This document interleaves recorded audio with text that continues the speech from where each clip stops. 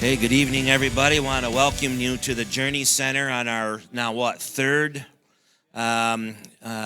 opiate addiction task force meeting. We're going to have some refreshments for the next few minutes, and we'll get started with introducing Dr. Cassetta and then Captain Holly. So enjoy your refreshments. See you in a few.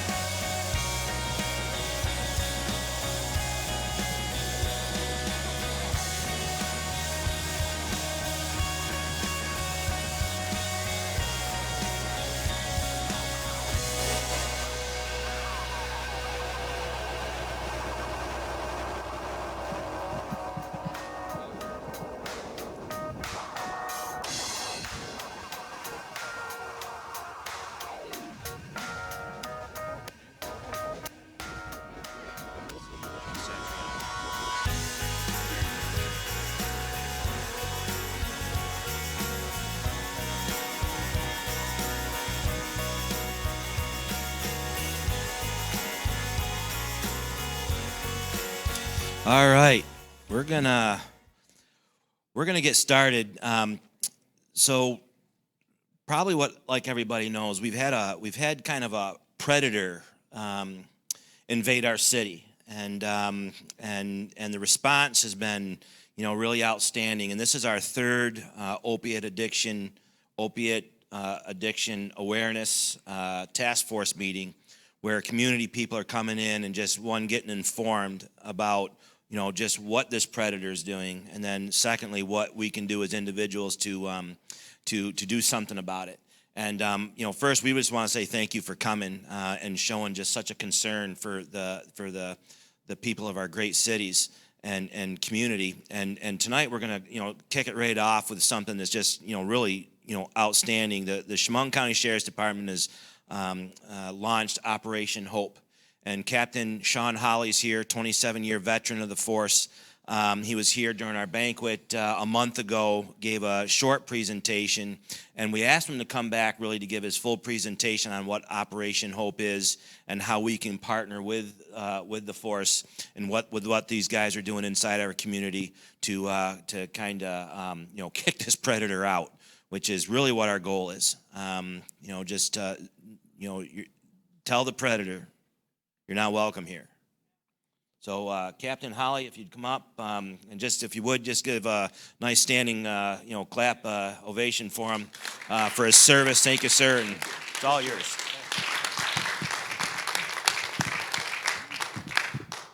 Thank you very much. I'm here tonight with Captain Hooper of the Chemung County Sheriff's Office. This is a program that was the brainchild of Sheriff Moss, and he called Captain Hooper and myself up to his office and says, I have an idea, and now you two make it happen. So basically, that's what we've done. And this program is not being instituted, or no one person or entity is in charge of it, so to speak, which is kind of rare for a program in and of itself. What it is just an idea of a bunch of people in the community getting together from different backgrounds to attack this problem. And actually, in my 27 years, it's the first time it's been done with a drug problem. And maybe that's some innovative thinking of what we need to start doing with this drug problem.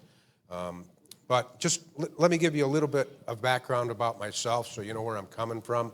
I'm not here to beat my own drum or anything, but it's sometimes nice to hear what somebody's background is before they start presenting to you. So I started out in the sheriff's office in 1990.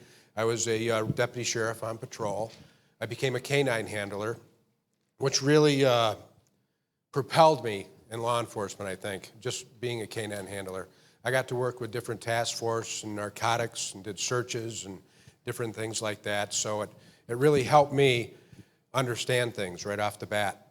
From there, because I was a canine handler, I went into a narcotics task force.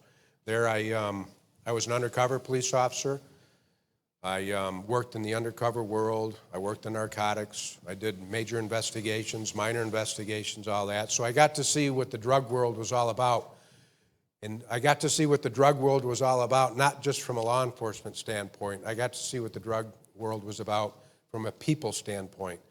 I came into this job with my prejudice against certain groups of people like drug dealers and things like that, like everybody does, until you sit down and talk to a 16-year-old kid from Rochester who knows no better than to come down here and deal drugs because the gang makes him do it. You start to get an understanding of things. And I started to talk to people for the first time as a cop. And I sat down across from people as person to person, not cop to people, and actually listened and got to understand the drug problem. So I think from that perspective, I've gained a lot. And I've always carried that throughout my career on different things as well as drugs itself. So that's what got me to be where I'm at today. I'd like to think I have an understanding of this from a people perspective, not just a cop perspective. So this operation that we started out is Operation Hope. Clicker. Am I hitting the right button? There we go. Heroin and opioid prevention effort. How did we get here? Why do we need this program? several years ago, I had a DEA agent who was assigned to the White House drive to Elmira to meet with me. And he said, I want to talk to you about the methamphetamine problem. I know nothing about it. They don't have meth where I'm from, downstate. I know a lot about heroin. He worked on task force, he worked on Colombian cartels, and he was assigned to the White House as a major drug operation. So he said, if you tell me about methamphetamine, I'll tell you everything you need to know about heroin. And I looked at him, I said, why do I need to know about heroin? He said, you're gonna need to know about it because it's gonna come to your community and crash it. Yeah, okay, whatever. You can tell me about heroin, but that's not gonna happen. So I sat down with him for 4 hours and I told him all about methamphetamine and the problem we have locally and how it became a problem. And then he started off for several hours and told me about the heroin problem. And it's very interesting. I'm listening to him, and at the end, I'm like, yeah, I really don't need to know this because this is Elmira, Horseheads, Southport, Catlin, Erin. We're not going to have a heroin problem. That's just not going to happen. The last time I saw heroin was in 1997 in Elmira Prison. We don't have a heroin problem. Well, it wasn't a year and a half later that we have a heroin problem. He was right. He was 100% right. And he explained to me the reason we have a heroin problem here is because there was a vacuum left by prescription opioids. We had a prescription drug problem in this country, in this community, and we came together and did something about that as a community, and that was hard to get prescription pills at the time, opioids, for pain. So that left a vacuum. That vacuum was filled by heroin dealers. Heroin is an opioid. So the heroin dealers from down in New York City specifically saw this void in our community, in this little town of Elmira, and said, we can come here and fill that void cheaper than people can buy their prescription pills on the street for. So you would buy an oxycodone tablet for $60 to $80, maybe even $100 at one point on the street. And it was very hard to get. Now you can go out and buy heroin for $20, $30 a pack, so much cheaper. And now they put fentanyl in it to make it stronger and all this other stuff. So the drug dealers found a void or a vacuum and they filled it and flooded our communities with this. Does anybody know where our heroin comes from here? A lot of people think it's from the Middle East, China, the Golden Triangle, you used to call it. But our heroin in this part of New York State is very unique. Our heroin actually comes from South America, which is fairly rare.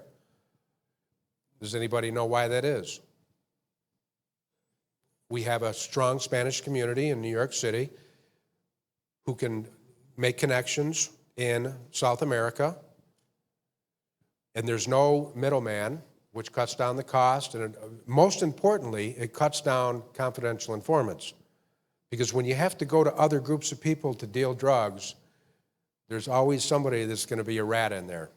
So a lot of times it's communities that deal the drugs, and it makes it hard for police to infiltrate that. So our drugs come from South America, heroin specifically. A kilo, which is 2.2 pounds in weight, of heroin that comes from South America, in South America, Bolivia, let's say, that 2.2 pounds is $400 cost in Bolivia, okay? Cost to manufacture, cost to transport, everything. It's $400 in Bolivia. Once it leaves Bolivia and it goes straight to New York City, it doesn't stop in Miami or any other place, it goes straight to New York City, and then it goes to a cutting house where people that know people in Bolivia that can be trusted handle the drugs. At that time, and I'm giving some rough estimates here because it changes daily, that kilo, 2.2 pounds of heroin that's in New York City now is $42,000 in value. So like anything else, how do you stop that kind of profit? That's one major issue we have. So it's $42,000. Once it's cut up and stepped on, they call it, it's $60,000 in the same house, all right? 2 or 3 days later, it goes from $42,000 to $60,000. Now it's packaged, and it's going to be brought upstate, where all the hungry people want it. It's going to go to Middletown, is one of the major places, stopping off points. So that $60,000 to $80,000, 2.2 pounds of heroin now is going to go to Middletown, and it's up over $80,000 at this time in street value.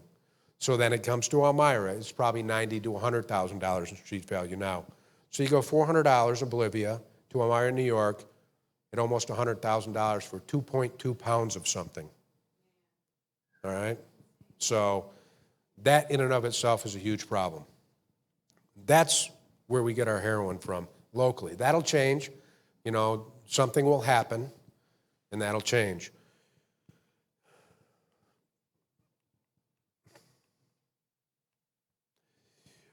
Went a little too fast. The Operation Hope that we're presenting is a multifaceted approach. It's not just law enforcement. And actually, law enforcement plays a very small role in this. Probably the biggest role played is our jail and the medical profession. Those are the two biggest factors in this. We in law enforcement, our major role is going to be the education part of it, to get it out to the communities. The enforcement part is probably the smallest. Crisis intervention, counseling, things like that are going to play a much bigger role. The Chemung County Jail Outreach Program. We went to a meeting yesterday with the jail, and I got to listen to all the programs and how they're going to institute this Project Hope. And I want to talk about that in a second.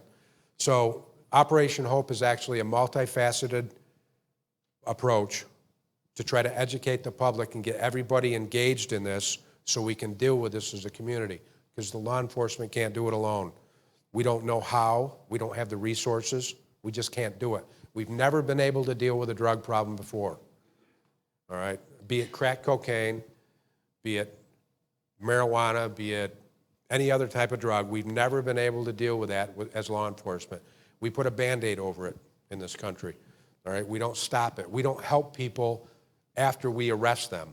We throw them in jail for their crimes. And then when they get out, they repeat and they have to get their drugs again. So we really need to stop the Band-Aid approach and heal the wound. So that's kind of the way we have to start looking at this now. Yesterday in the meeting with the jail, I was kind of enlightened a little bit to hear some of the things they were going to talk about. They talked about actually changing the hours that they release people just so they could get help. We release people at midnight, and they're worried that you'll release somebody at midnight, they'll just go out in the community and go to a house and shoot up. They said, well, how about we release them and maybe at a different time where we have a counselor outside, or give them a card where they can go get some help immediately, not at midnight. Wow, these are things we've never heard before, you know? Especially in a governmental institution like the jail or the sheriff's office, we're very rigid in what we do and our standards and how we do things. So we, as law enforcement, as corrections, are starting to open our eyes to this and maybe come up with some different approaches ourselves.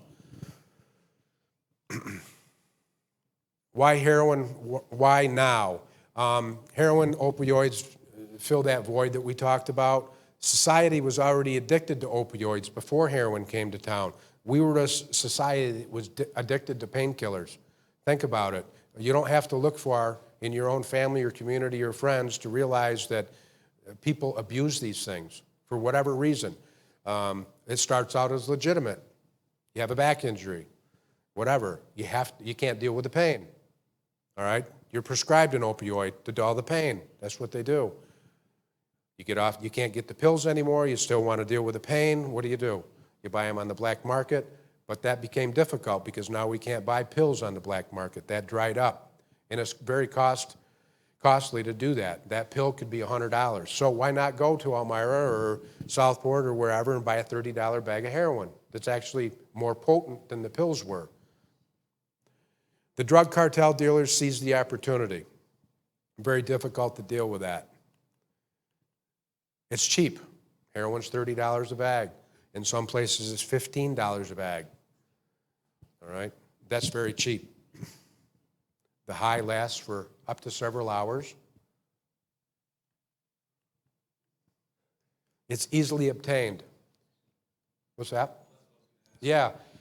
When we go out and we went out several months ago in an undercover operation and tried to buy powdered cocaine. We couldn't do it. We had people coming up to us that weren't even involved in the investigation trying to push heroin on us. It's almost like you can buy it with no problem. So it's very easily obtained because these people want to push it. Heroin's an opioid. It's synthesized from morphine. Morphine's a natural substance extracted from the poppy plant. That bulb that you see there is a very beautiful flower called the poppy plant. And before it becomes a flower, they take a razor blade and cut it and extract the sap. That sap is dried and processed, and that's actually morphine. It's very difficult to grow that in most regions of the world. It has to be very hot and humid, and we couldn't do it here in the United States. So places like Asia and Afghanistan and South America and things like that are conducive to growing this stuff. What does it look like? On the street, it's a white powder, typically. We don't see the different types of heroin that they see across the country.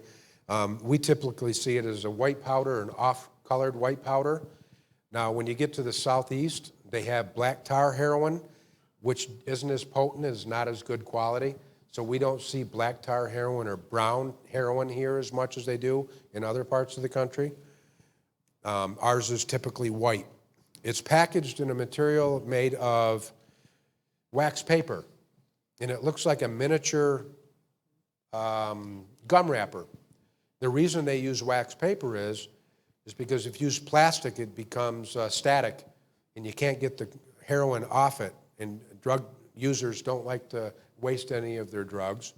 So the wax papers actually just falls right off the wax paper. It's a lot easier. That's why they use it.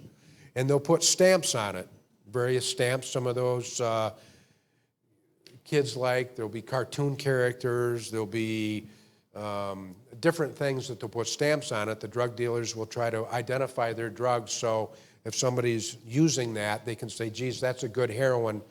I want to go back to that type of heroin. The problem with that as of late is the federal government is prosecuting people that deal these drugs now, and they're identifying them through the stamps. And they're arresting people for overdoses and killing people because of the stamp on their heroin. So drug dealers don't always stamp their heroin packages now. We see it very seldom, as a matter of fact.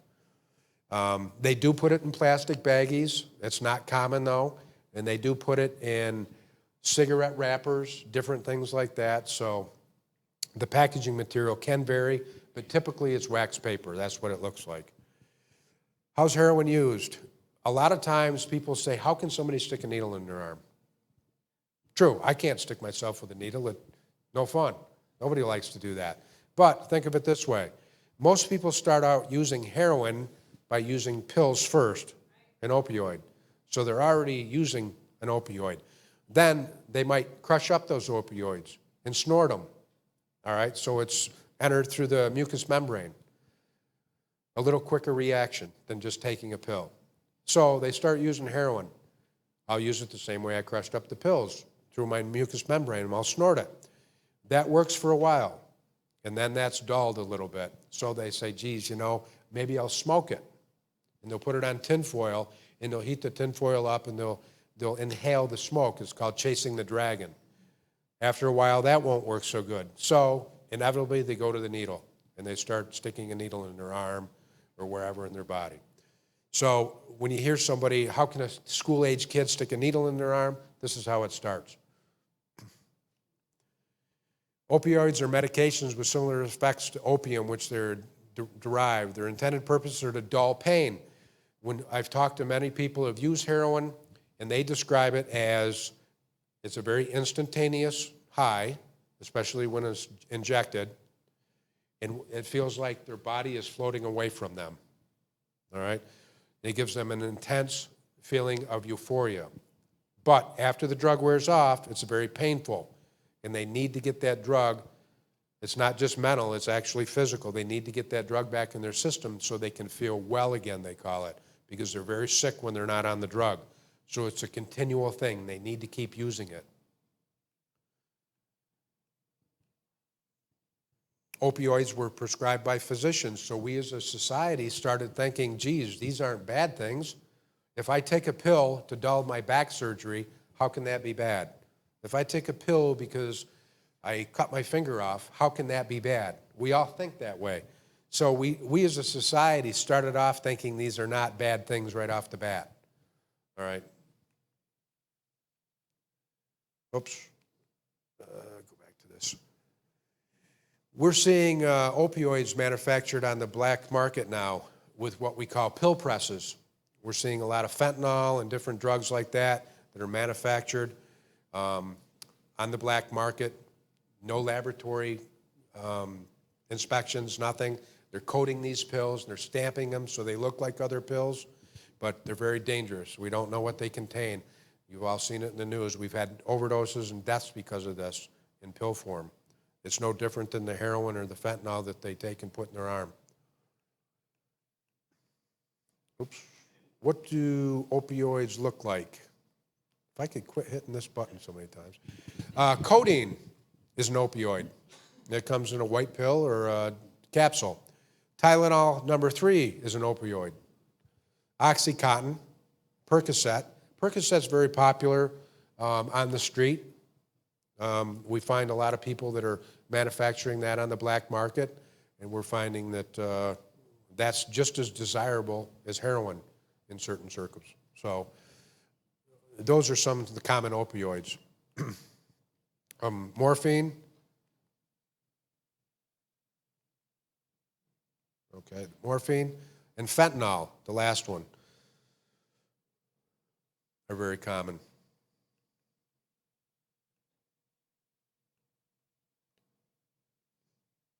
How are opioids pills used? In pill form, they're taken orally. They can be ground up and injected in a needle, placed in liquid. I keep doing that. There we go. Injected, placed in a liquid. Oh, okay. Slow down. And snorted. That pill, they can be taken that way. Fentanyl is a very serious problem when we're talking about opioids and heroin. It's a synthetic opioid. It's intended to use similar to morphine, but it's much more powerful. 50 to 100 times stronger than morphine.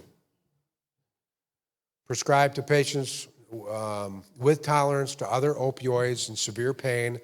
Often it's used for persons that are terminal. It's used by drug dealers. It's used as an additive to heroin to increase its effects and high potential for overdose.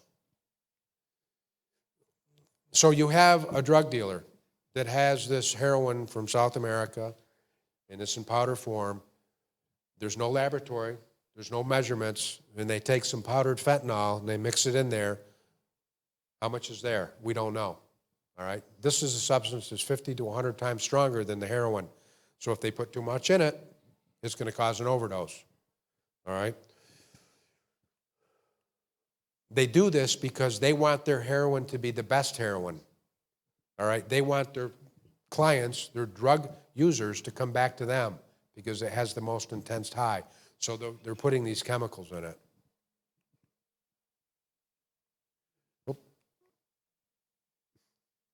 What's fentanyl look like?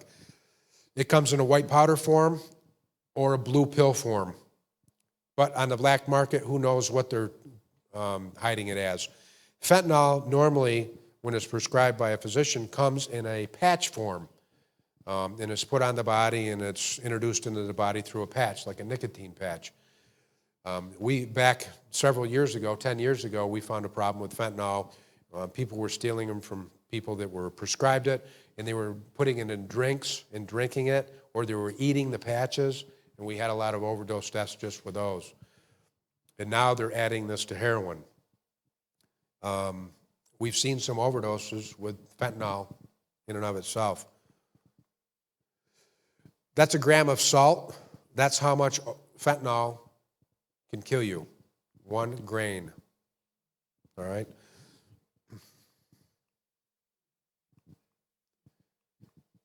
How's fentanyl used? It's added to heroin and opioids usually. Those Percocet pills that we talked about, they're very desirable. They're adding it to Percocet that's made on the black market. Just a few months ago, we did a search warrant. We were trying to find a press that they were using to make these Percocet pills, and they were adding fentanyl to it. And the press was moving around, and we'd do a search warrant, we'd miss it, and we weren't able to find the press that they were manufacturing these with, right in Elmira. It can be snorted, injected, smoked, just like you can use heroin. Normally, fentanyl is not used in and of itself. If you were to take straight fentanyl and snort it or put it in a needle, it would kill you instantly. They usually add it to some other type of drug, and these aren't scientists, all right? These people are sitting at a kitchen table, probably high themselves, trying to add this drug to the drug they're going to sell.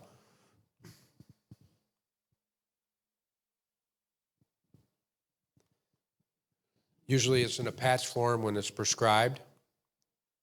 That can be taken orally, in a drink, or smoked. We don't see too many patches anymore, really, because it's so readily available on the black market in pill form or powder form. Can anybody here pick the heroin addict in these pictures? Take your pick. It can be anybody. That's our point. A lot of people are predisposed to think that this heroin is going to affect somebody else, somebody else's kid, somebody else's friend, somebody else's family. But it's actually going to affect all of us. It can affect my family, your family, everybody's. It doesn't discriminate. It crosses all boundaries. It doesn't matter. We've seen people of high economic standards, people in the community, they're addicted to it. I mean, look how this started out in pill form that we all thought was good, all right? So it can affect anybody. It's not that, you know, years ago you would think a heroin user, you'd see pictures of people in New York City that were homeless or whatever as heroin users. That isn't the heroin user we have now. The heroin user we have now is the 16-year-old girl in high school with a backpack that's going to soccer practice. That can be your heroin user, all right?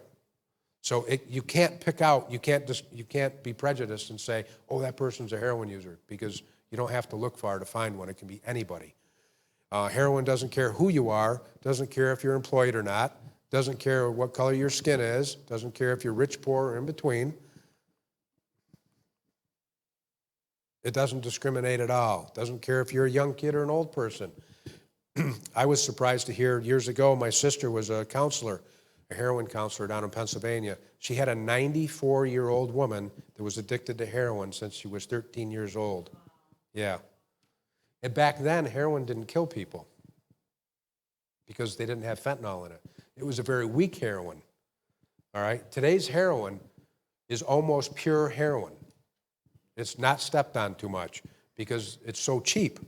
They don't have to cut it like they did 20 years ago. So people are dying from it. The heroin actually that we have today on the street is as strong as it has been in the prison system, because it was always uncut when it was in the prison system because people would not use it. It had to be pure, and that's the heroin we have on the street today. Oops. All right. I'll get it. Physical signs of abuse. How do we know somebody's addicted to heroin or using a heroin? These are some things we all need to be aware of. Although, I got to preface this by saying, although we all know it and we hear it, acting on it is a different thing, all right? Because we'll see something, and if it's our friend or our kid or our relative, we're going to say, nah, that's something else. They have the flu, they're tired. They can't be on heroin because that's my sister, that's my kid. You got to really recognize it and say, it could be. I was out to lunch with a U.S. Marshal the other day, and we're talking about this. And he said, you know, I got the scare of my life last week. I didn't know much about heroin. I went to a class about it, and they said, look, some of the signs for this are spoons. They'll use spoons to heat up the heroin and stick the needle in and inject it, and you'll be missing spoons. And he said, when the presenter told me that, I lost everything. I just went numb. We're losing spoons in my house. I got an 18-year-old daughter. As soon as I went home, I confronted my wife. Do you know where our spoons are? Well, no. What do you mean? And he said, I'm freaking out. I thought I raised my kid right, but this could happen. They said it could be anybody's kid. I went and knocked on my daughter's door. I said, where all the spoons go? And she shut the door on me. Now I'm thinking, oh, this is true. She's a heroin addict. What do I do? She came back out and handed me a bunch of spoons, and they had white crusty stuff all over them. And I started to freak out more. My wife said, you told her not to eat yogurt in her room. She's been hiding the spoons. After he told me that, I said, my daughter does the same thing. But these are things you got to pay attention to and try to recognize. Hopefully it's just yogurt. You know, some of the things we need to look at, signs of abuse, nod off. Especially this, we need to get this across to educators too, because all kids want to nod off in school, all right?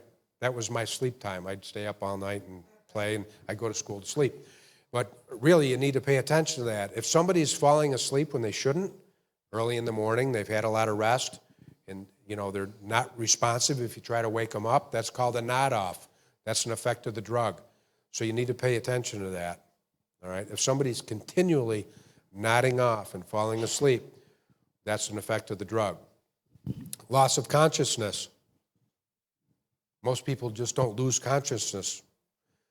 Decreased heart rate. Nausea or vomiting. That comes after they've lost the effects of the drug and they're becoming sick and they need to get more drug to make them feel better. Anxiety after they've used the drug. Not anxiety during the use of the drug. It's afterwards, all right? The drug itself calms the person down. It decreases their respiration, decreases their heart rate, decreases their breathing, decreases everything about them, and makes them nod off. The problem is it can make them nod off to the point where they never wake up again. So it's not the anxious or vomiting during the drug. We need to make that clear. It's the after effect. Euphoria during the use of the drug and depressed breathing. Constricted pupils, needle marks. Most people that use heroin and use needles don't want other people to know that they use a needle. So they use the needle in indiscreet places, all right? Under your armpit, wherever, all right? They'll find places that they don't typically have the needle marks on their arms, all right? Other signs of abuse, needles laying around, white or tan powder residue on things that are burned, because you take the powder, you add liquid to it, you heat it up so you can put it in a needle, and sometimes they'll draw it through a cotton ball to strain it out so there's no chunks in the needle, and then they'll inject it. So you'll have some type of like a bottle cap or a spoon or something like that that they put the powder in with the water, heated it up so you'll have some marks from carbon, like a lighter on the bottom of it. A lot of people aren't even putting it through cotton anymore. They're just making sure that it's dissolved and drawing it up in the needle until they get a chunk and they inject it into their vein. So those are some of the things to look for with the actual mechanism of how they heat it up and dissolve it. Dark sticky residue, which is an after effect of cooking it and the residue from it. Small glass pipes if they're smoking it, like crack pipes.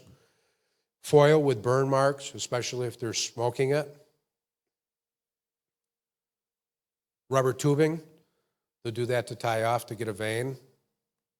Knives or razors with residue from cutting it up. You got to make sure that it's in good powder form, so if it's solidified at all, they try to get it out of the chunk form. Micro Ziploc bags or packaging material. Naturally, this is for Captain Hooper. I'm coming back. I got a couple more.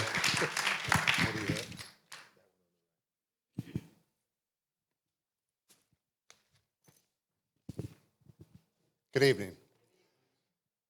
All right, about the fall of 2014, myself, Captain Holly, and Sheriff Moss, we went to a training, and it was several counties away, and we learned about Narcan, naloxone. Now, Narcan's been around for years. I mean, decades and decades. EMS has used it, hospitals have used it. First responders have never used it until now. Every deputy sheriff, we were the train-the-trainers. A medical MD doctor taught us, because back in 14, you had to have a prescription to even carry Narcan with you.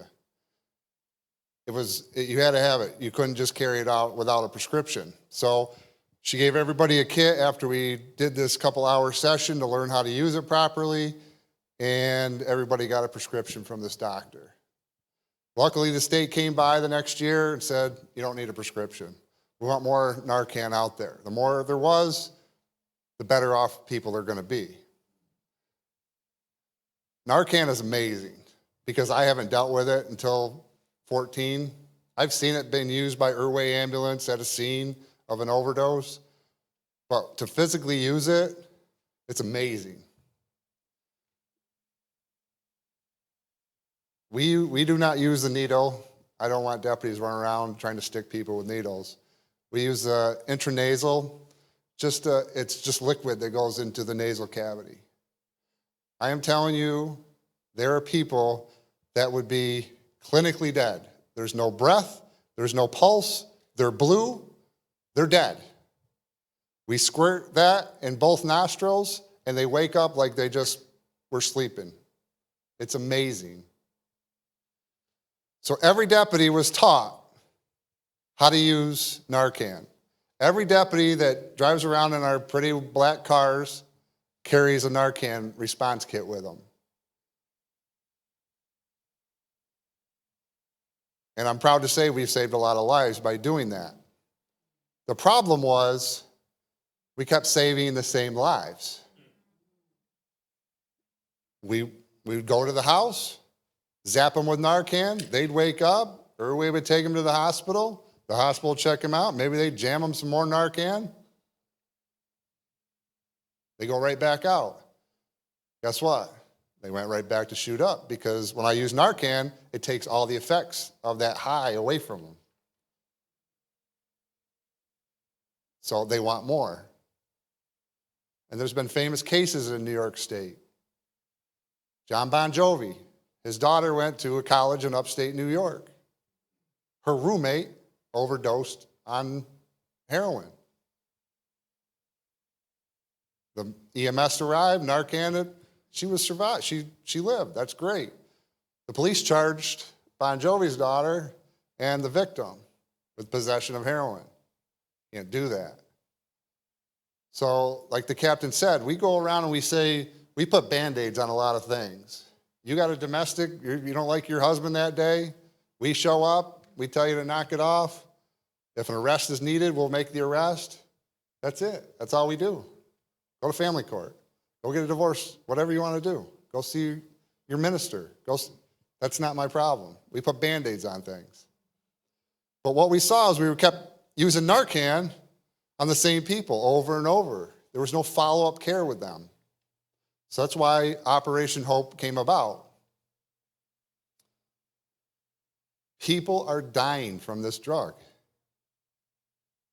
And this came, like the captain said, this came because people started getting addicted to pain medication.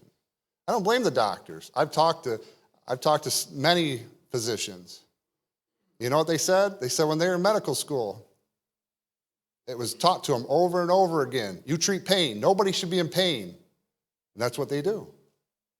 The problem is people got hooked on that, and then when the prescription runs out, then we couldn't get it anymore.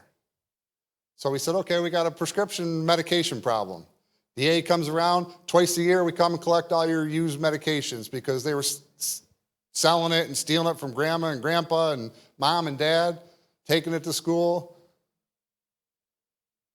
So we go collect it for free, give it to the DEA, they go out and destroy it for expired medications. Well, that only worked for some. Now they can't go out and buy the Percocet or the Tylenol 3. So what are they going to do? They're going to go to a cheaper option and buy the heroin.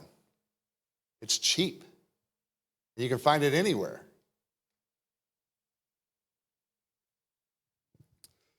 So nationally, more people are dying from drug overdoses and car accidents now. This is an epidemic. This isn't a Chemung County issue. This isn't a City of Elmira issue. This isn't a City of Corning issue. This is a national issue. People are dying from this.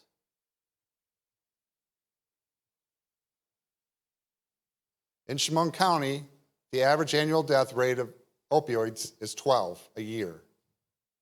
That's the average. That's a problem because it could be a athletic star that injures himself, gets hooked on pain medication. He's got to keep having that. Goes into the heroin. The problem is the people cutting this heroin are not scientists, right? They're not people that know what they're doing. So when they're adding the fentanyl, that's what's killing people. Because like anything else, you build up kind of a tolerance to it. So you need more and more. And that's how they hook you.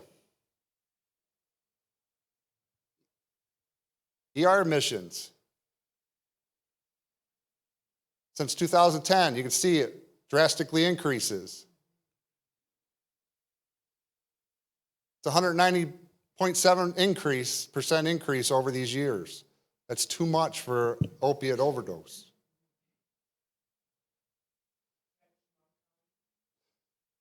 That is Chemung County, yes. The local hospitals. That goes Corning and Packer and all that, though.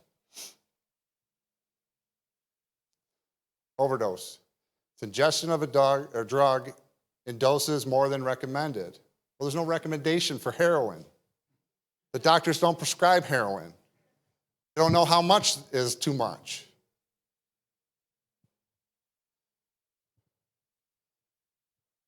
What is the recommended dose of heroin? There isn't any. You know, we talked about we had a fentanyl problem. They were stealing it from grandma and grandpa. They would take those patches and put them in their mouth and chew on them.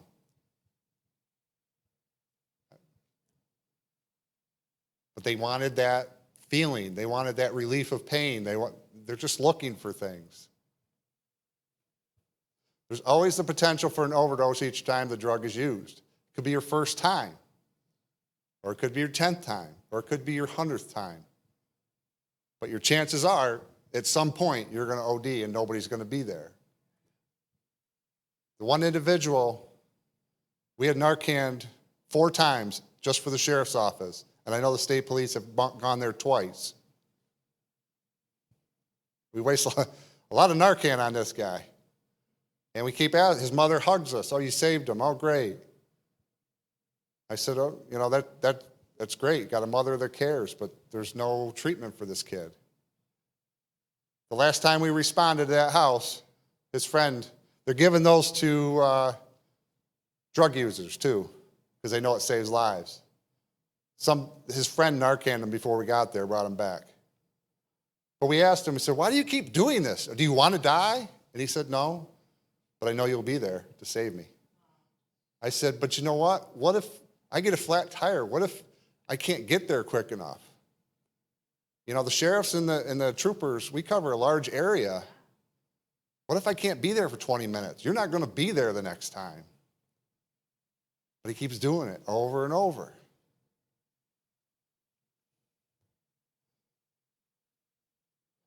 The depressed breathing, they stop breathing.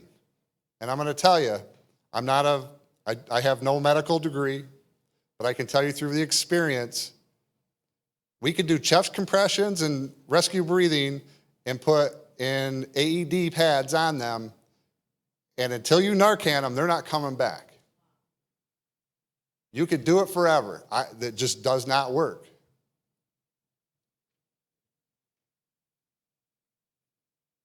The blood pressure drops. You have heart failure. They get to that relaxed state. They fall asleep. They get drowsy. The problem is they die.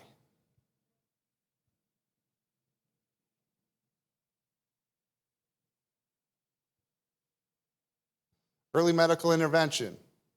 Administer the opiate antagonistic drug. It counters or reverses the effects of heroin. Can restore breathing and blood pressure almost immediately. It is amazing. I'm in charge of all the deputy sheriffs out on the road to carry this. They report to me. I report to the state every time we use Narcan and an overdose. Operation Hope, what it did was, instead of Narcaning this kid 10 times, Now, every time we Narcan somebody, I send our police blotter, which is the initial report, to the Officer of Mental Health, who then sends a crisis worker out to their house. That's what Operation Hope is about. There's follow-up care to these people. Doesn't mean they're going to take it, right? But you know what? We're going to offer it because we've never done that before. Now when they go into the jail, they're asked 7 more questions than they were before to see if they have an opiate problem. Believe it or not, the inmates are pretty honest when they come in. Do you use IV drugs? They're honest. They'll tell us. So we do follow-up care. They get care while they're in the facility. And as soon as they walk out, we do follow-up care with them. That's what's going to stop. And it's community events like this getting the word out that, hey, if I know of a heroin problem, let's get them the help they need. It's not going to be me there arresting them because they have a dirty needle on them. That's not going to do it. We need the follow-up care. Early intervention. Narcan, cops are funny people. When we first did it, we first came back with this and said, you know what, guys, you're going to carry Narcan now. And they said, I'm not a medical technician. I'm not a, physician assistant. I'm not a nurse. I'm not, what? I said, but you're going to save a life. And they're like, he's going to jam a needle in his arm and I got to go save his life? Yeah, you are, because that's your job. That's what's great about being a cop. I don't care what color you are, what background you have. I'll save your life. So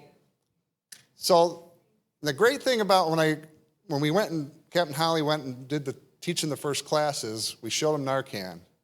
So well, what about the liability? Cops are getting sued all the time. The great thing about this is, if we're wrong and it's not an opiate overdose, they get a wet nose. There's no other effect. It doesn't hurt people.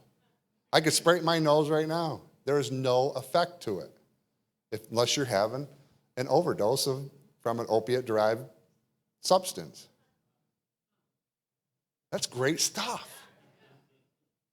So we carry this kit, and every deputy does. And they have 2 vials of Narcan on them, if I can find it. Imagine if somebody was down here, kind of nervous. So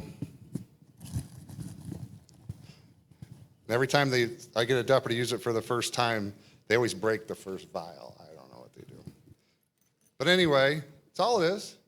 This little canister of Narcan gets inserted very gently up here till you hear a snap. And then there's a nasal, I have that in here.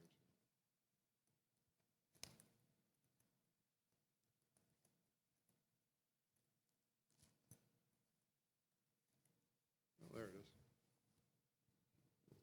It's all color coordinated. So we just, if it's yellow, it goes. That just gets stuck in their nose. This becomes like a syringe, and we squirt right up in their nose. It's amazing. Dead. I'm telling you, I know dead. That's dead. We use this, they come back. If we get there in time. All depends on when we get the call, and like I said, if I'm down here on Old Ithaca Road and I have an overdose in Venetton, it's going to take me a while to get there.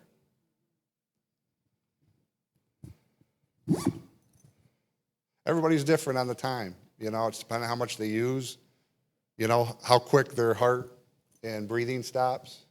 I mean, blue. It's amazing. So every deputy carries it. There's no side effects to it. We've used it when there may have been an overdose. We didn't know. They used it. They didn't have an opiate overdose. It wasn't a heroin. They got a wet nose. Little training, if I can teach it, it's little training required.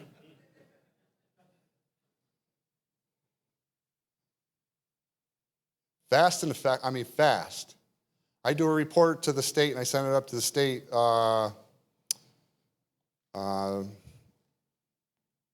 health department, because they keep stats from everybody.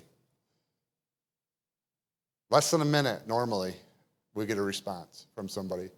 Deputies and troopers are different because in the city of Elmira or the village of Elmira Heights, you can get a fire department there pretty quickly, or you can get Irway ambulance there pretty quickly. We're a deputy sheriff or a state trooper.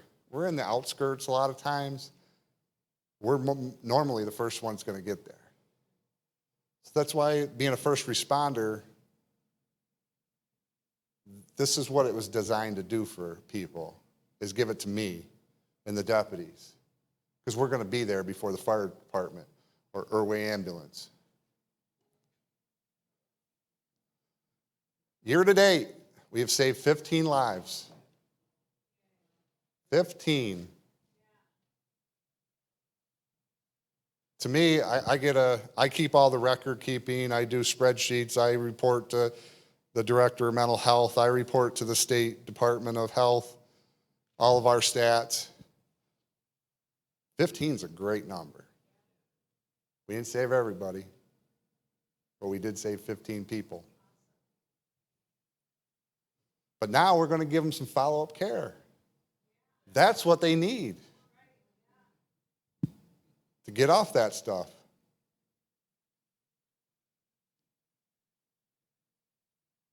Is this mine or yours? Okay.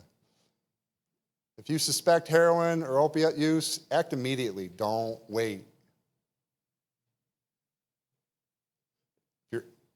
If under the influence, contact 911 immediately. Don't wait. Don't wait till he stops breathing or she stops breathing. I'm going to tell you, you guys look in the obituaries, and you always see a young person die, you just wonder why. I'm going to tell you, a lot of times it's because of this.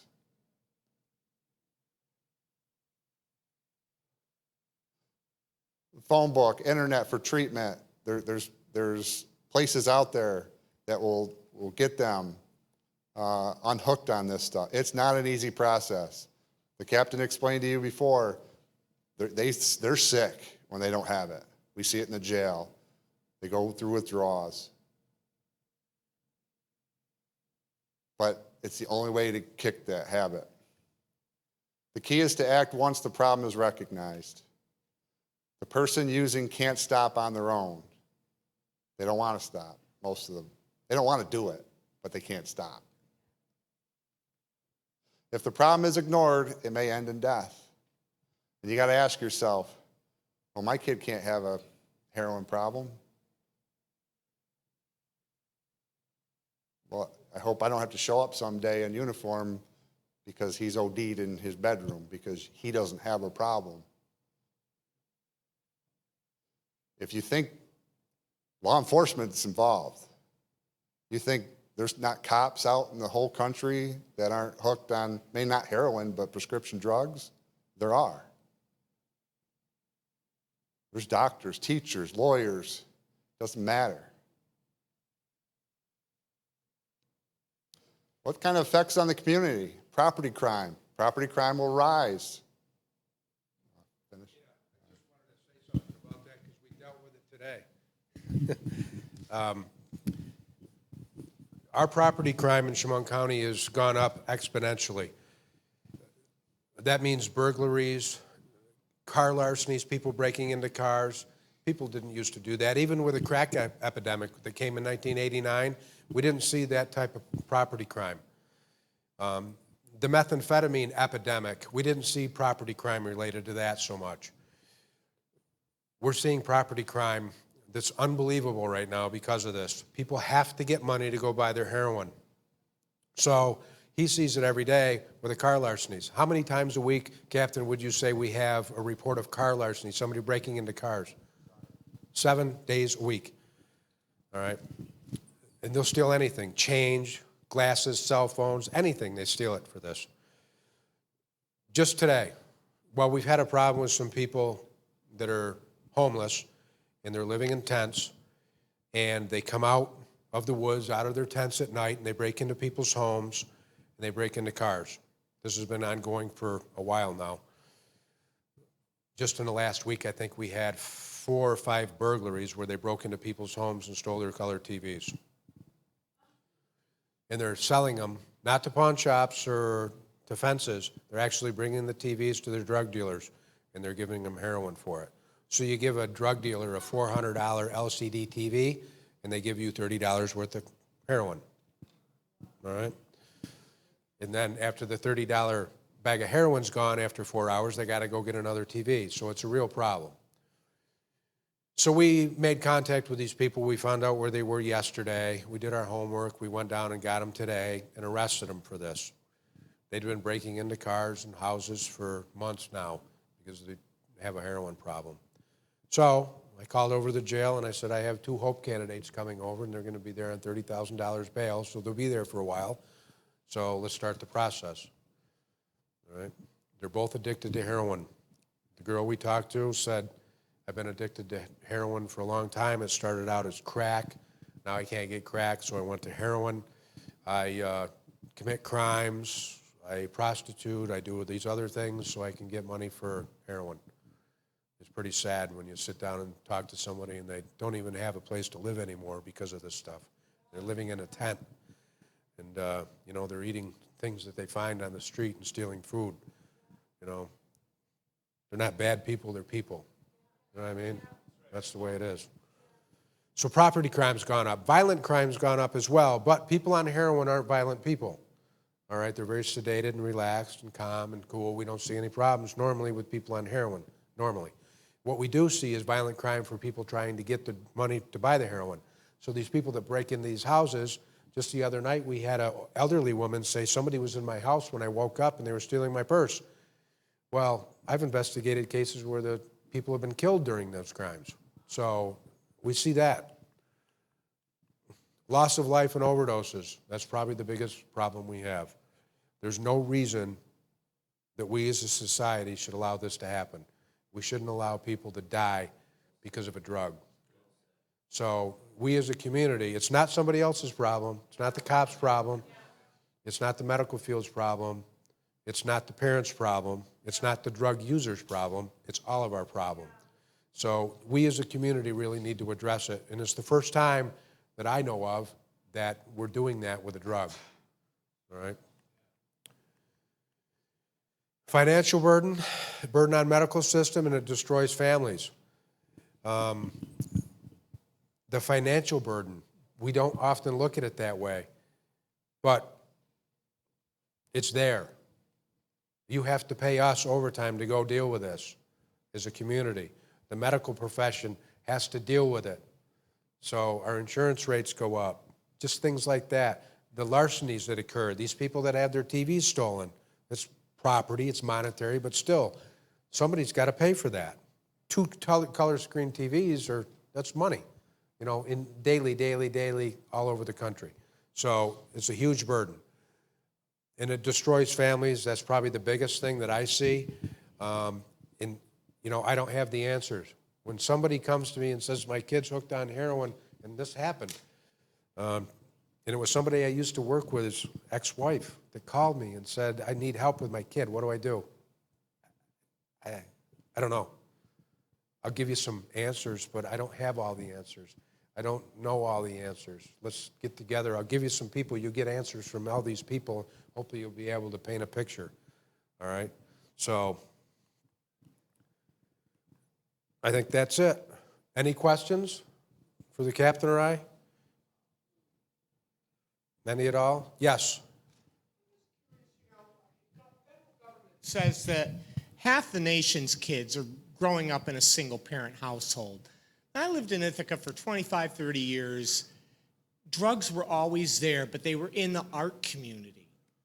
I've known people that have done heroin for years, and they weren't killing themselves. You know, they were working people. Right. But now it seems to really spiral. I'm just wondering, do you have any knowledge of, you're talking about this affects all people. Right. All walks of life. But how many of these people are from broken homes? I mean, I talked to a prison counselor recently, and he said everyone, 100% of the people I'm dealing with are from fatherless homes. Well, I think you're getting that perspective from a very unique group, all right? So somebody in the prison system, that might be true, all right? But to answer your first question about the heroin, people dying from it, the reason people are dying from it now and they weren't in the old days is because of the purity of the heroin and the fact that they're adding fentanyl to it. So that's the number one thing, all right? We don't have long-term survivors of heroin use anymore. It used to be you'd live forever using it, but not anymore. And secondly, who does it affect? It affects the people in the art community, sure, but it affects everybody now, all right? So it crosses all lines. Why does it cross all lines? Because of the pill problem, all right? If we didn't start out with a prescription pill problem that we as a society created for ourselves, we wouldn't be here today with a heroin problem. There would be a heroin problem, but it'd be very isolated. It would be groups of people who wanted to experiment with and use that drug in and of itself.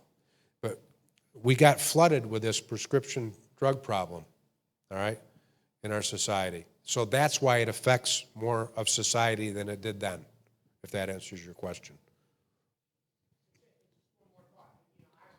The FBI and the DEA was 1998, and I was told personally, they said Ithaca had a way worse drug problem than any of the other surrounding cities, Binghamton, Elmira, and now it seems to have flipped. Right. I mean, I don't know if it's, It's still bad in Ithaca, and I worked up in Ithaca at the time, and that was true. There was a big problem there, but now it's all over. I mean, we can't say there's a heroin problem in the city of Elmira without looking at Big Flats and Catlin and Chemung and Erin and all the other places, because it's all over.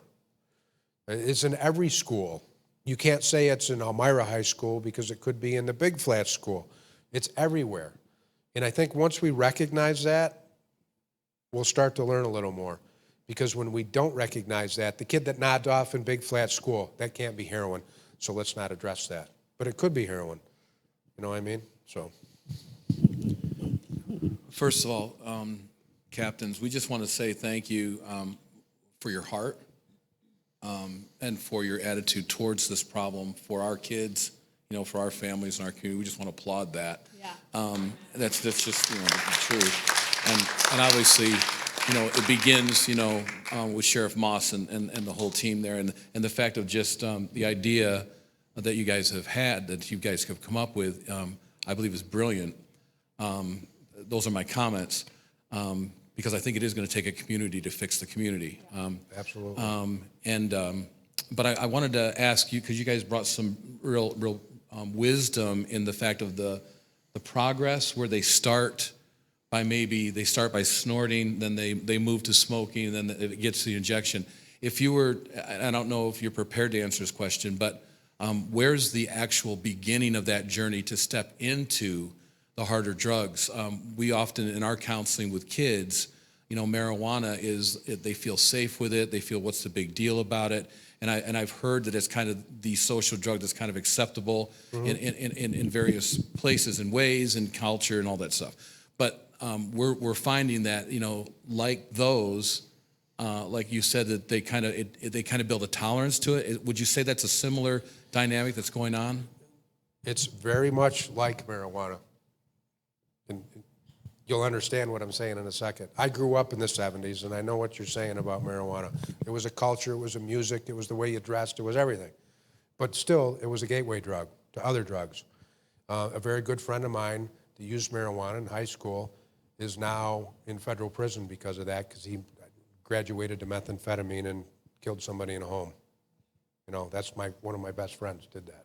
So I understand about the marijuana thing, and I look at the heroin problem we have today, the pill problem. That's kind of like the marijuana thing.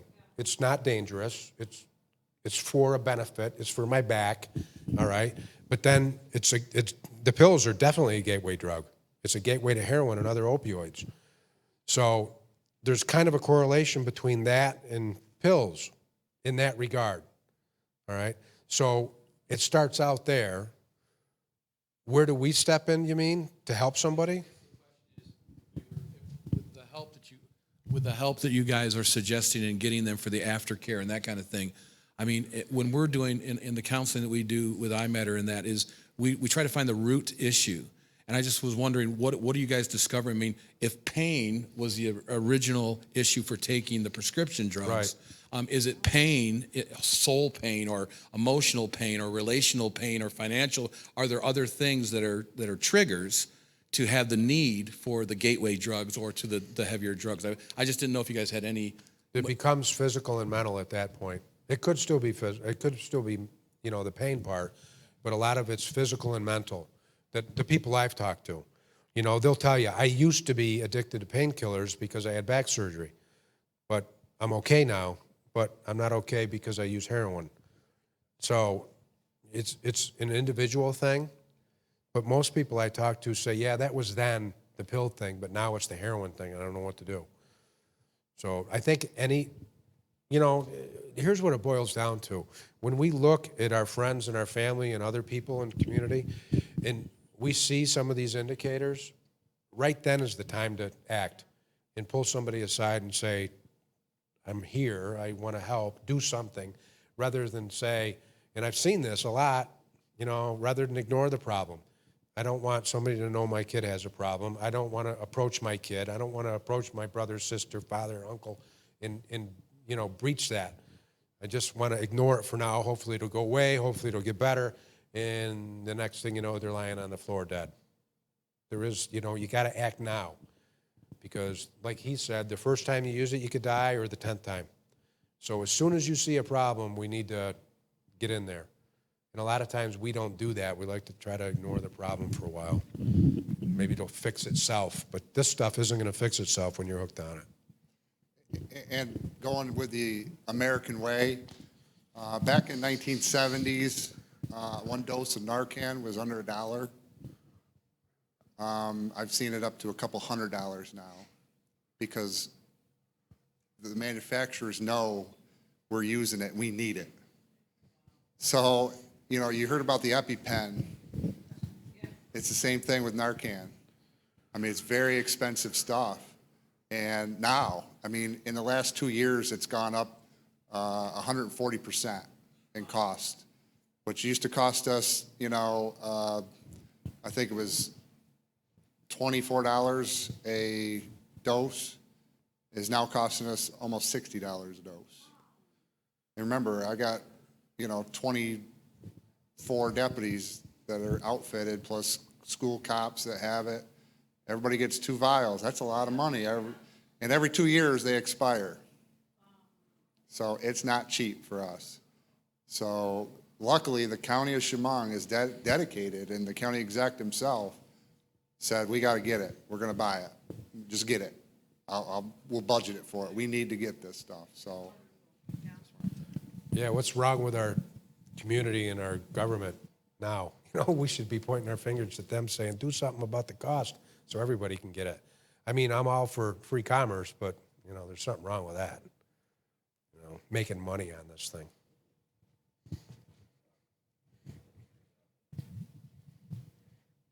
Like Scott said, with iMatter, we're kind of on the front lines with some things here. And one of the dynamics that we're seeing repeated, and I'm wondering if you guys have any insight on it, is, you know, what we're kind of identifying as like a first of the month dynamic here, where monies are provided to people that we've been working with for a while, and we lose them. I mean, kids don't get fed. You know, the house goes in total disarray because, you know, monies came in, and then the monies that are supposed to be used for groceries are spent on on the drugs, and then, you know, we you know, kind of come in and we're caught in a cycle of weeks and months and years and years. And I'm wondering if you have some counsel. I mean, this is really real, man. You know, my wife is probably at a place tonight. So it's a dynamic. If do you have counsel for us on this? I mean, one, at some point, you know, they're inviting a murderer into their home. You know, at what point and who do we call? Yeah, I mean, the police are there already a lot. When you You know? recognize the problem, call us. Say that again? When you recognize the problem, just like the person that's addicted, when do you engage them? Right away. You don't wait till tomorrow, because tomorrow might be too late. If you let us know, hey, we think something's going on here. But, you know, in all honesty, a lot of times it might be better to call somebody else than the cops. Because That's the my cops are going to question. do the Who- Band-Aid thing. Yeah. You know, I shouldn't say that, but that's really what we're going to do. Well, that's the cycle we're in. Yeah. That, you know, the police are already there on a regular basis, the city police, and they already know it's a, you know, housing kind of development type Right. dynamic here. You know, Is medical intervention required? Is counseling required? Something else? Is it time to call the cops and arrest them for the heroin they have? It might be. That might force them to get help. But that's basically the role we would play. We would come in as the heavy-handed person and say, you're under arrest. You know, we don't offer counseling to that degree. And we're not received that way. tough Anyway. question for us too is like child protective services. Yep. Now we're talking about children in the home. I mean, this is just real stuff. So here it is. I mean, from a iMatter standpoint, do we want a reputation of calling child protective services on people we're helping? But we balance that with, nor do we want to watch someone die because Right. we didn't move quickly. A We're lot of in a times- tough dynamic here, You're fellas. right. A lot of times when you intercede with family services or CPS on somebody's kids, that's a wake-up call for people.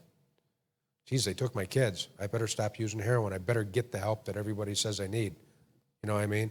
You start helping somebody's kids, and that's a wake-up call for somebody a lot of times. So I would say, yeah, call CPS. Well, do what you can for the kids. That's beneficial for the kids as well as the parent, because they're going to have a wake-up call with that. We do it a lot with CPS.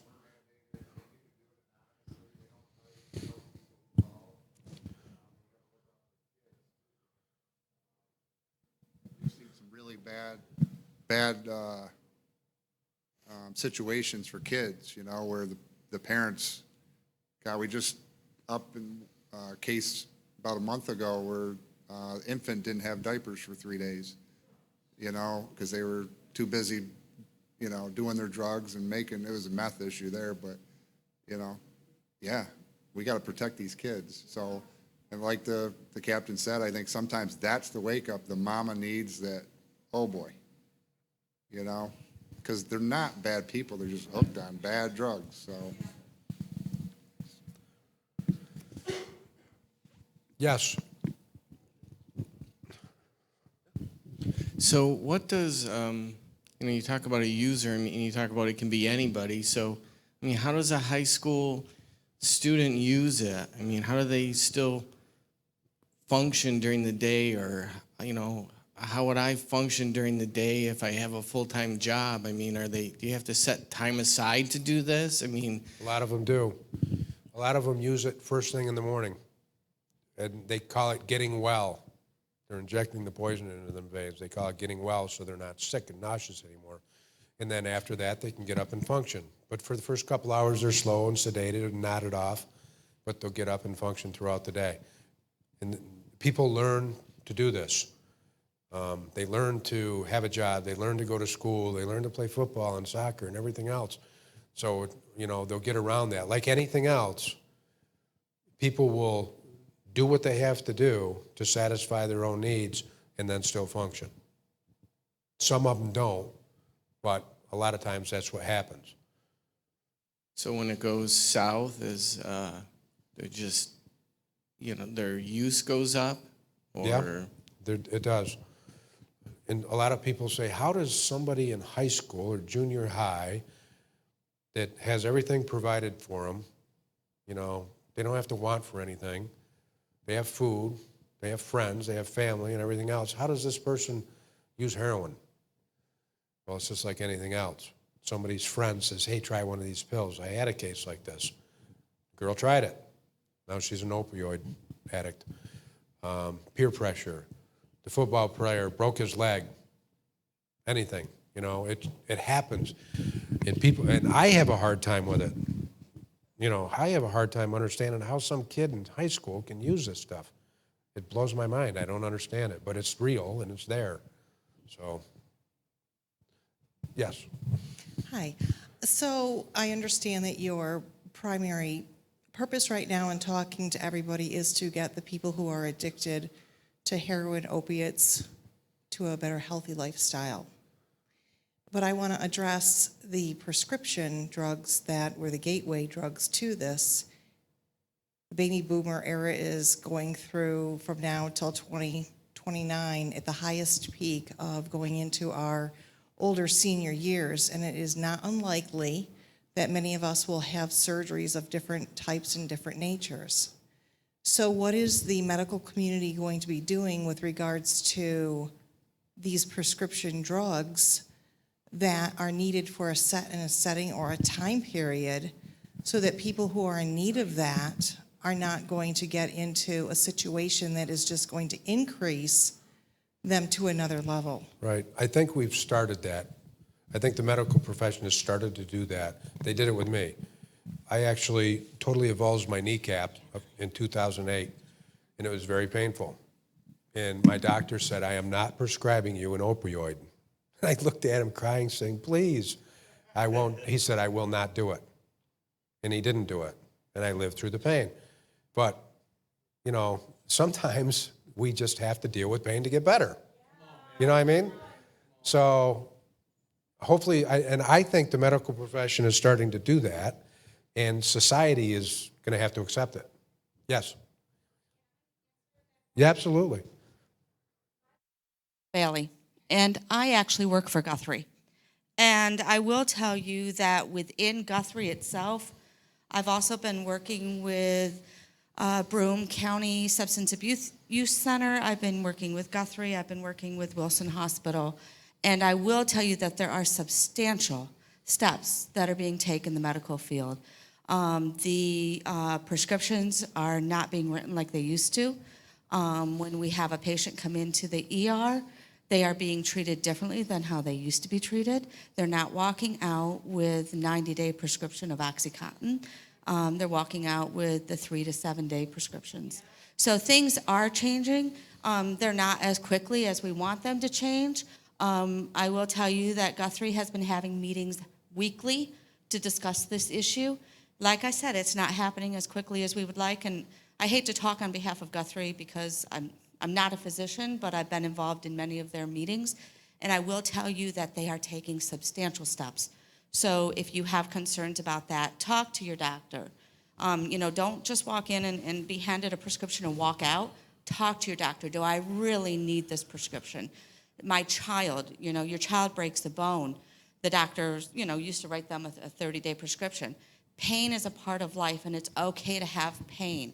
You know, they don't need the OxyContin. They don't need the Percocet. Does your child really need that pain medication? As a parent, you need to ask those questions. So I'm sorry, I didn't mean to take over. No, that's great. Yes. Well said, Lisa.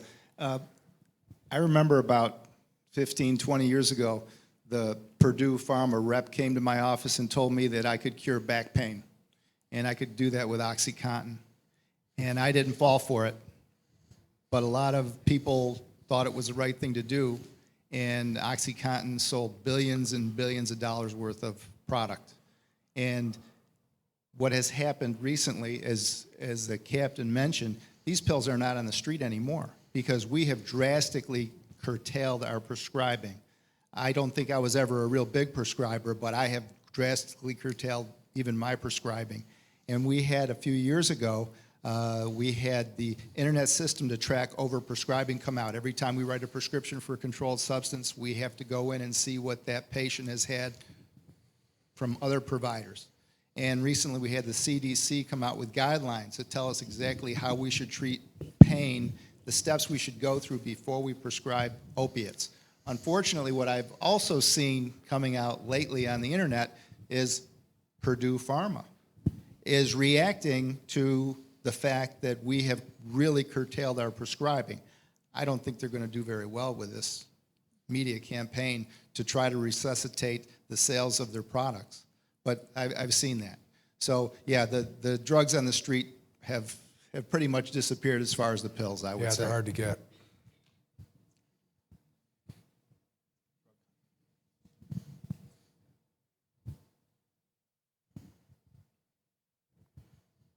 Any other questions for me? Yes.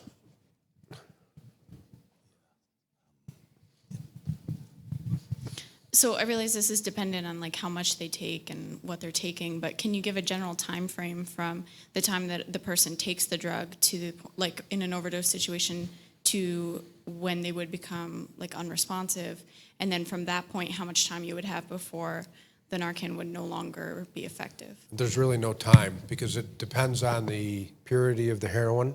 It depends on if there's fentanyl in it. It depends on if it was taken, say, snorted through the mucous membrane or if it was injected, the delivery system. It depends on everybody's individual body. Do they already have heart damage from drug use? Do they have a lung condition? So it's the individual itself. It could be within minutes that somebody's breathing stops and their heart stops and then they die. It could be quite a long time before that actually happens. So really there's no number. It's hard to say. But Narcan has brought back people that are, like he said, clinically dead. We've brought back people that we still have breathing and a pulse. We've brought back people that are overdosed on fentanyl, which is extremely hard to bring back people. We've had to use, 4 doses to do that? So we'll keep using the doses of fentanyl until we don't get a response. So it depends. It depends on the drug and everything else.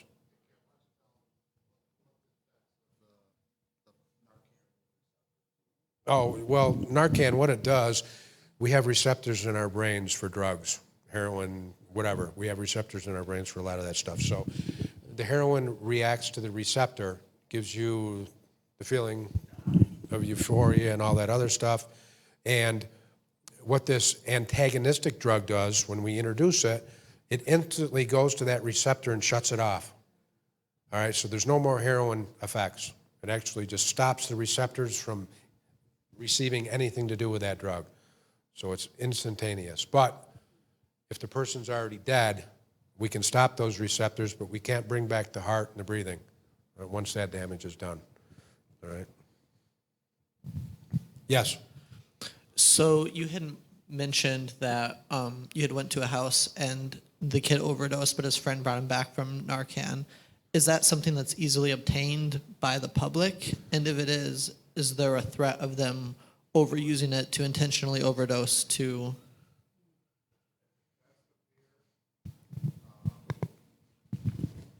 That's the fear. If they're using Narcan knowing that that save's going to be there, maybe they'll shoot up a little bit more than they normally would.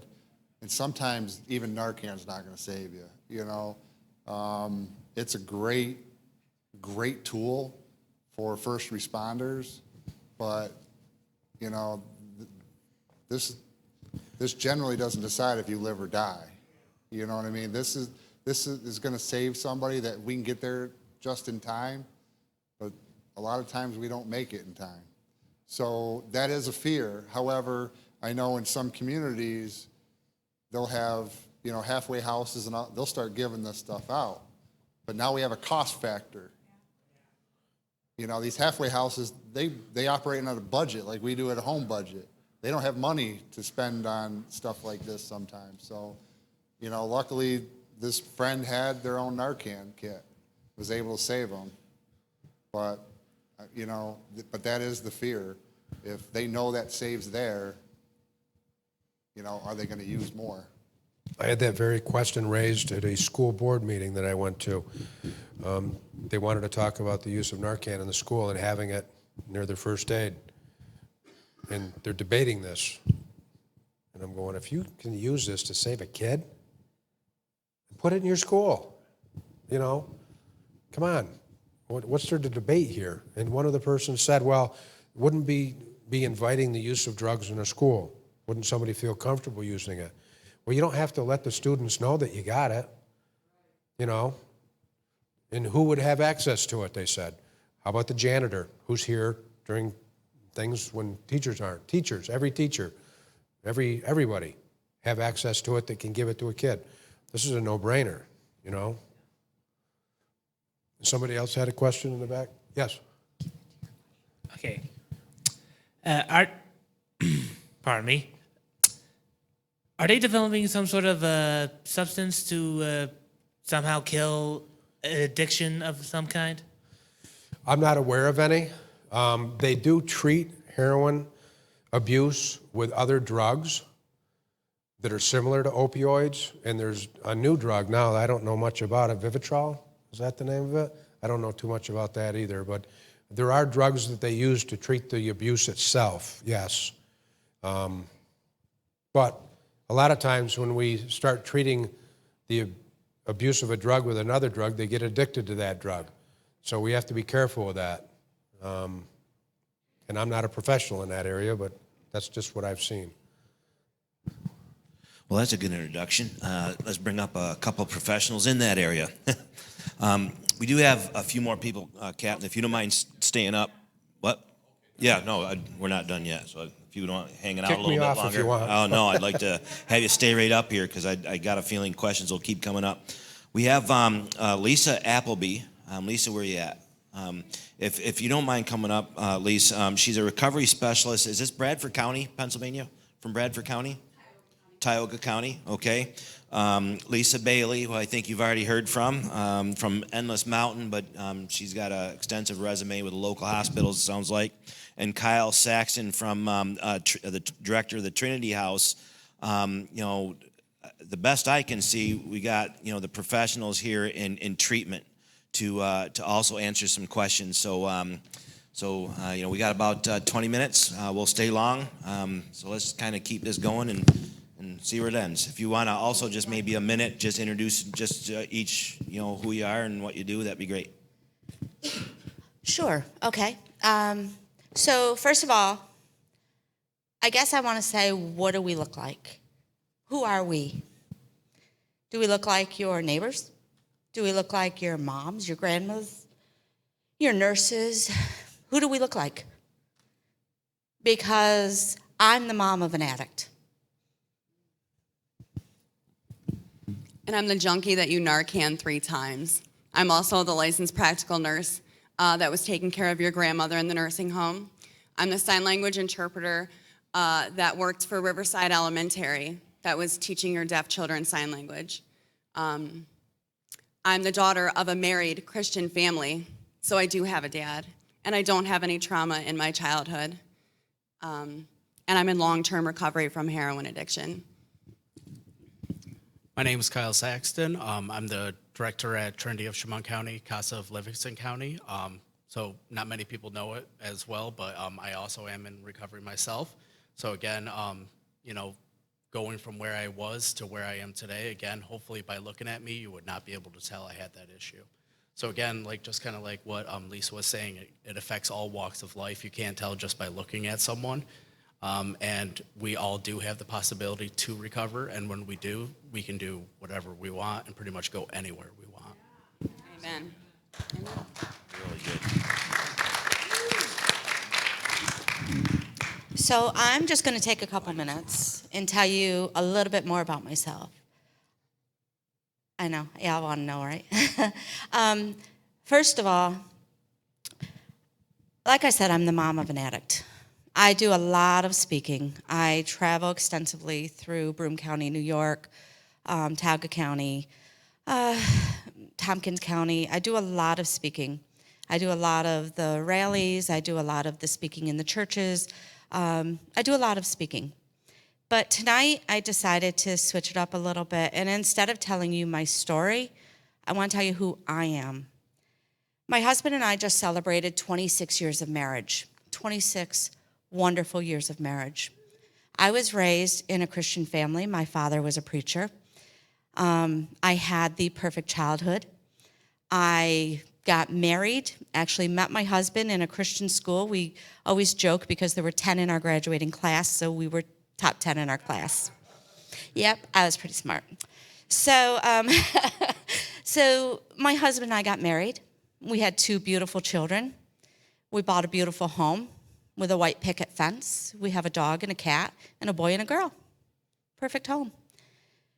I was a soccer coach, volleyball coach. I worked every concession stand there was. I was there. I was present. I was the good mom. But yeah, I'm the mom of an addict. So when I talk about hope because hope is my word. You have to have hope. So I'm a huge studying person, looking up, let's do some research. What does hope mean? I know what it means here, but what does it mean here? So I want to tell you the definition of hope. It means to look forward to believe, and to trust. When you're the mom of an addict, there is nothing to look forward to, there is nothing to believe in, and there is nothing to trust. So it's so hard to find that hope. And I will tell you, the only way I found my hope was in the God that I trust in, the God that I believe in, and the God that gives me hope. So I hope for you, whatever you find your hope in, you have to hold on to that because addiction takes everything else from you. Don't let it take your hope. So 6 years ago, real quickly, I woke, it was 2 days after my son's high school graduation. He graduated from high school. 2 days after his high school graduation, we hear some screaming from a friend of his that my son was dead in his room. We go running downstairs. We found my son dead and lifeless with a white bloody substance coming out of every body part. There was no breathing sounds and there was no pulse. It was hands down the worst day of my life. My husband started giving my son CPR, screaming. I'm calling 911. I'm crying. And there's my 15-year-old daughter, tears streaming down her face, wondering what happened. The ambulance came. They couldn't find a pulse. They started bagging him. We get to the hospital. We were told to say our goodbyes. As soon as we said our goodbyes to my only son, they found a pulse. Yay. So they put him in ICU. He was in full heart failure, full renal failure, full lung failure. A couple different times we were told there was no hope. A couple weeks after that, my son pulled through. Now, as soon as they brought him into the emergency room, they tested him for every drug there was, especially fentanyl, because he was chewing on a fentanyl patch. There was no fentanyl in his system. You see, a drug dealer had taken the fentanyl out and replaced it with rat poison. They found rat poison in my son's system. So, long story short, a couple months later, my son walks out of that hospital. 100% perfect. No long-term damage, no heart damage, no nothing. He was a miracle. My son should not be here today. It was at that point, though, I lost complete hope. I had no clue what to do. My son was alive, but yet he went back to using drugs because he was an addict. That was 6 years ago. Being the mom of an addict, your phone becomes your best friend. You love your phone and you hate your phone at the same time. Here we are, 6 years later, 5 overdoses later. You see, my son had 5 more overdoses after that. He was brought back to life by Narcan 4 times. I will tell you, I'm from Waverly, New York, And if I could put a shout out to our Waverly Police Department, they didn't care how many times they had to save my son. They were bringing him back because there was hope. It was frustrating because we live in a small community and we're pretty well known, and after a couple overdoses, they kind of know your kid, but they still saved him. We would take turns sleeping. Our cars were wrecked. Our money was stolen. My daughter's college education was stolen. Everything was gone. But yet, somewhere deep inside, you still got that hope. About 3 years ago, my husband and I started up a group called Valley Aid. Valley Aid has saved our lives. You see, Valley Aid is an opportunity for people to get together in a community and show each other support. And we had to have that because we kept it quiet and never told anybody. And it was a horrible, horrible, long 6 years of our lives. You see, drugs don't discriminate. They happen in the perfect families. They happen to the white picket fence families. That addict that you save, that saved by many police officers, that addict is my son. That addict is somebody's brother, somebody's mother, somebody's father. That addict is somebody loved. Drugs don't affect just the addict, you see. They affect their brothers, their sisters, their moms, their dads, their community. Drugs affect you. Whether you have an addict in your family or not, it affects you. I once heard a story about casseroles. Nobody brings me casseroles. Did you ever read that story? And I'm going to just quickly tell you about it because, you see, if my son had cancer or my son had some other disease, I can guarantee you that after his overdoses, somebody would have brought us a casserole. Nobody brought us a casserole. Nobody sent us a card. Nobody called. And I don't blame it on people because they don't know what to say or do. But I'm going to tell you right now, take a casserole, make a phone call. All you have to do is say, I'm thinking about you. So what can you do? What can you do as a community? Anything. You do something. There's a song written by Matthew West. It's called Do Something. And part of the song says, but Lord, what about all these diseases? What about these horrible things? What can I do? I created you, God says, to do something. So my final words to you are to do something, do anything, make a difference, volunteer, take a casserole, because doing something is better than doing nothing. Thank you.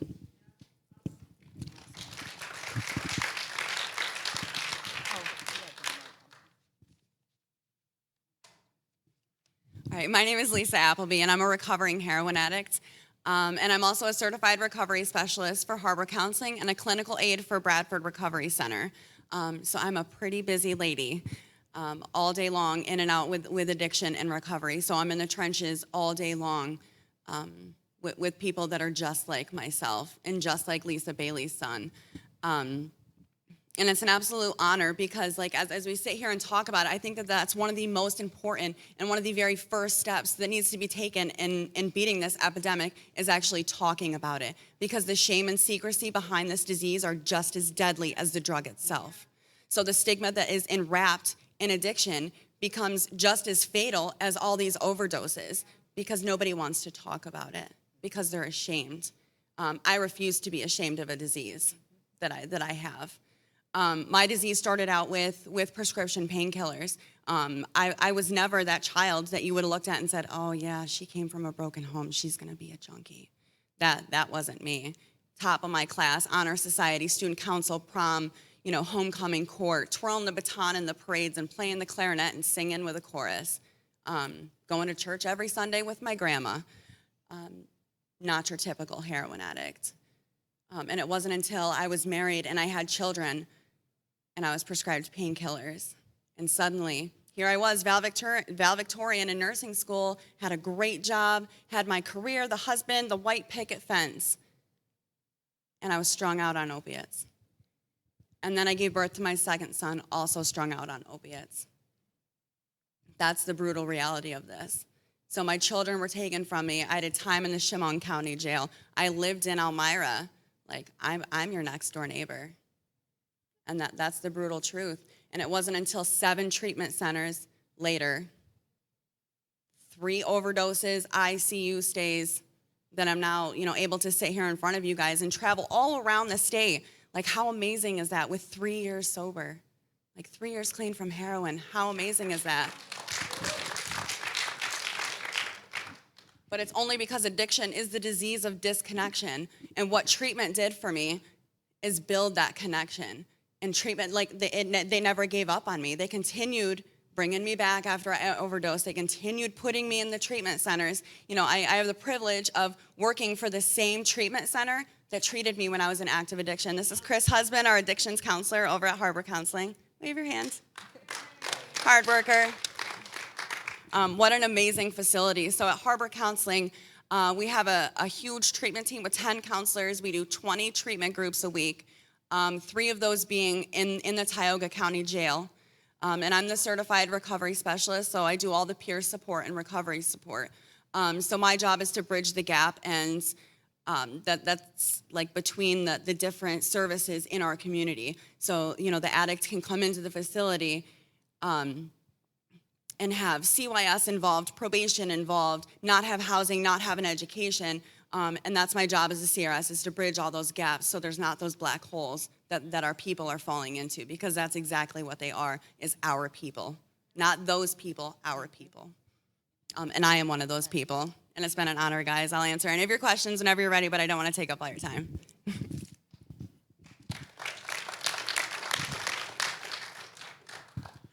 Just a couple things that I wanted to add on here. So a couple of the questions tonight. One that kind of stood out in my mind is like, how does that high school student use and we do not know? Honestly, if I was using heroin or something like that, if I had it in my system, you probably would not know. I would look just like everyone else. It's when I don't have that substance when you would probably know that there's a problem. So again, like we have to be very aware of our community and things like that. And another question that kind of stood out to my mind was, with the Narcan or something like that, wouldn't that pose them to, use more or something like that? Now, I look at that just for the simple truth that, you never know when that light bulb's gonna go off. So there's 2 of us right up here right now. If there was not a chance, maybe, we wouldn't be here today and we wouldn't be doing what we are doing. So you never know when that's gonna happen. So I say, hope it gets out in the community and we can be there to, treat more people and save lives. Because again, addicts and alcoholics are the best people I know. They're my favorite people in the world. They're great people with a bad disease. And we just gotta remember that. Go ahead. And just real quick on the Narcan thing, no addict says, I'm gonna overdose because I know that Narcan's there. Narcan hurts, and it is miserable, and it's going from the best high you've ever felt in your life to complete and utter withdrawal. Like, I would rather be dead than feel that pain of coming back from Narcan. It is excruciating. So that whole idea of, aren't they gonna use more? Or children are gonna wanna use drugs because they know that Narcan's there. Anybody that's using drugs, especially opiates, is gonna know that like Narcan is the worst experience. And anybody that's given it, like, we come out fighting. I know. I know, because you guys handcuffed me. And I also know that I put, just this year alone, I've put 4 people into treatment that were under the age of 18. And there's now a 13-year-old in our county, with 6 months clean from heroin. 13. Pretty powerful stuff. Yeah, this is really good. We've got about 5 minutes, so let's what kind of questions do we have? Let's kind of finish this up with 2-3 questions, and then for anybody who's willing to stay afterwards, they'll hang out. We got one over there, Aldi.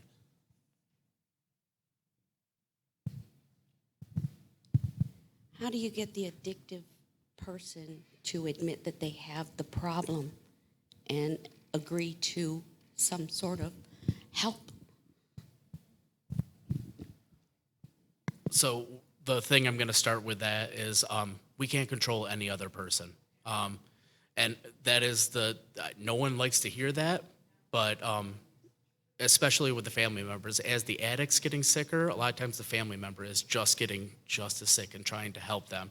What we can do is, show that there is help out there. Like, the people that can help them are people that are in recovery. Like, there is hope out there. There is help. They need to see that it works.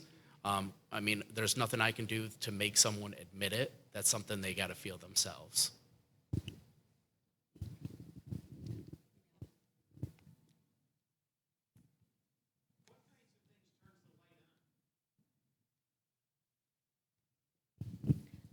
Honestly, for each person, it's different. And for each time, it's different. My son has had the light turned on a couple different times where we felt, okay, here we are, we've got almost a year clean, we're good. Then all of a sudden, it's a relapse. And then here we go again. And now we're on the up again, we're good again. But for each person in each time, it can be something completely different. It could just be, I know Lisa looked in a mirror, in a horrible situation, just looked in a mirror and said, Lord, I can't be this person anymore. I hate to steal your thunder. I know that my son, this time, he realized mom's not going to be there anymore. And I held to it, and I wasn't there. I did not pick up his pieces this time, and he lost everything. But I didn't pick up the pieces. And right now, I see him fighting like I've never seen him fighting before. So for each person in each time, I just think it could be anything.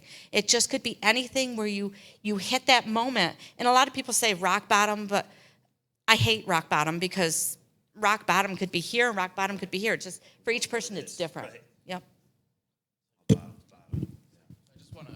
Add on that a little bit. So earlier we were talking about like whether or not to call CPS or something like that.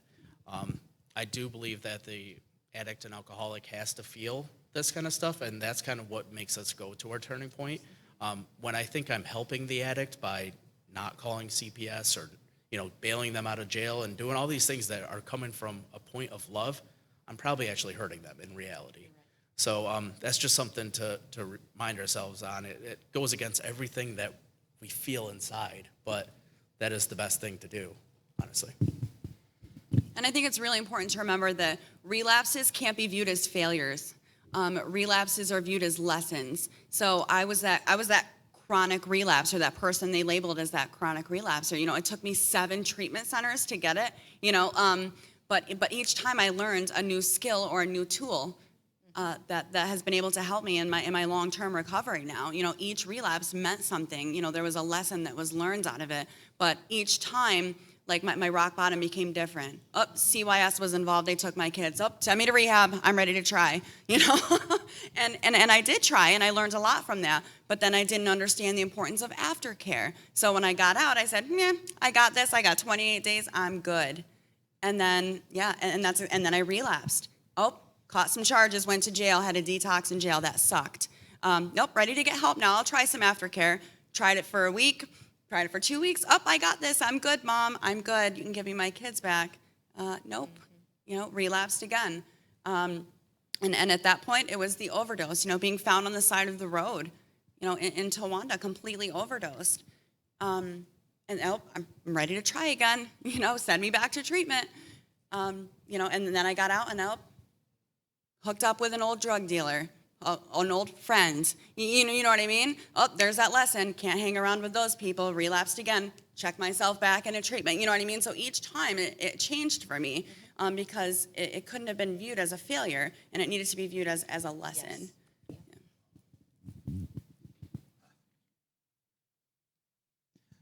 Yes.